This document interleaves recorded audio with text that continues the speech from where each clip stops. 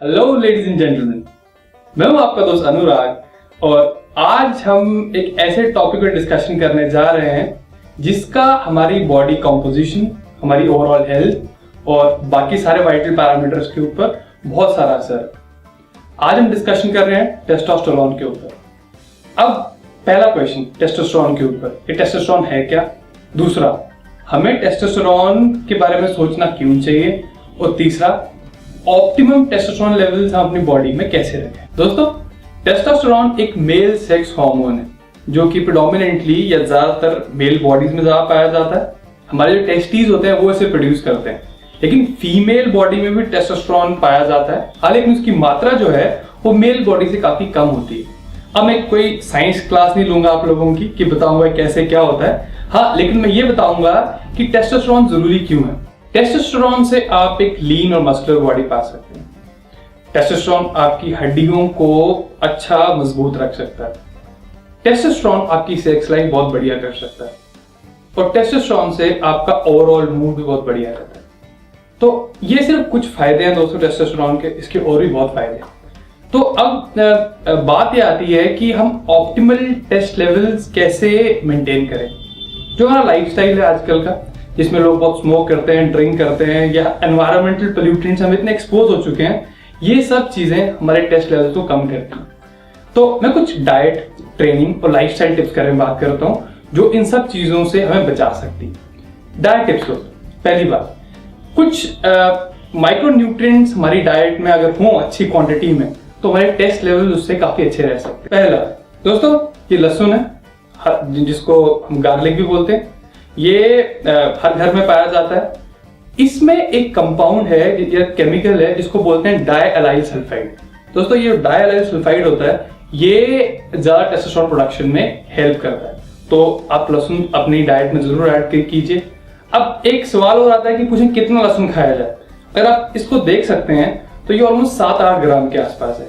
आपको रेगुलर अगर आप 1 ग्राम के आसपास खाएं तो ये आपके बॉडी के टेस्ट लेवल्स को अच्छा सपोर्ट करेगा। दूसरी बात, मैग्नीशियम आपकी डाइट में जरूर होना चाहिए। जो मैग्नीशियम की डेली रिकमेंडेड डोसेज है वो 420 मिलीग्राम के आसपास है। अब अगर आप पंपकिन सीड्स, फ्लैक्स सीड्स और पालक जैसी चीजें अपनी डाइट में ऐड करते हैं तो 420 मिलीग्राम आराम से ले सकते हैं। तो 200 ग्राम पालक है, उसमें 158 मिलीग्राम के आसपास मैग्नीशियम हो गया। 25 ग्राम अगर फ्लैक्स सीड्स खा रहे हैं उसमें 90 से 100 ग्राम के बीच में आराम से मैग्नीशियम हो गया।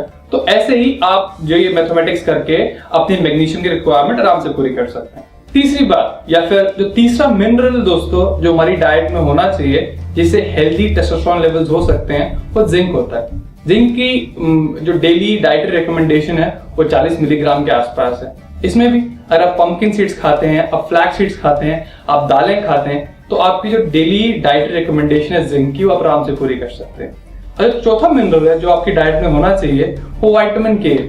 अब बड़े सारे लोग अंडे नहीं खाना पसंद करते, एग योक्स नहीं खाना पसंद करते, प्लीज खाना शुरू कीजिए क्योंकि वो विटामिन के का एक अच्छा सोर्स है। आप होल फैट डेयरी खाना शुरू कीजिए, पनीर खाना शुरू कीजिए, ये विटामिन के अच्छे सोर्सेज हैं। तो दोस्तों, ये बात होगी डाइटरी रिकमेंडेशंस की जो हमारे डाइट में चेंजेस लाएं जिससे हेल्दी टी लेवल सपोर्ट कर सकते हैं। अब हम अपने लाइफस्टाइल में क्या चेंजेस लाएं? नींद, ये एक सबसे इंपॉर्टेंट चीज है जो हेल्दी टी लेवल सपोर्ट करती है। 7 से 9 घंटे की नींद आपको हर रोज चाहिए अगर आप चाहते हैं कि टी लेवल्स आपके नॉर्मल रहे। अगर मैं वर्कआउट की बात करूं तो आप एक अच्छा वेट ट्रेनिंग प्रोग्राम चूज कीजिए जिसमें कंपाउंड मूवमेंट्स अच्छी खासी हो। ये भी आपके हेल्दी टी लेवल्स को सपोर्ट करने के लिए बहुत ही बढ़िया चीज। अब जो लास्ट पॉइंट है इस वीडियो डिस्कशन का वो है सप्लीमेंट्स।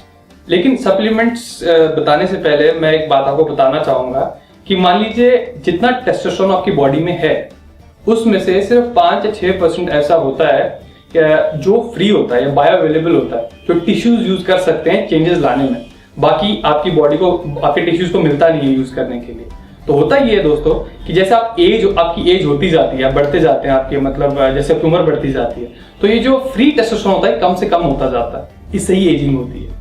तो अश्वगंधा एक ऐसा सप्लीमेंट है जो फ्री टेस्टोस्टेरोन है उसमें हल्की फुल्की बढ़ोतरी कर सकता है, मतलब हो भी सकती है और नहीं भी हो सकती है, कोई पक्की बात नहीं है। लेकिन अश्वगंधा के और भी बहुत सारे फायदे हैं तो आप अश्वगंधा जरूर ट्राई कर सकते हैं। So friends, do give this tips a try, आप इनको ट्राई कीजिए और मुझे बताइए आपको कैसा लगा। तो हम फिर मिलेंगे अगली बारी, तब तक के लिए bye bye, stay healthy and awesome.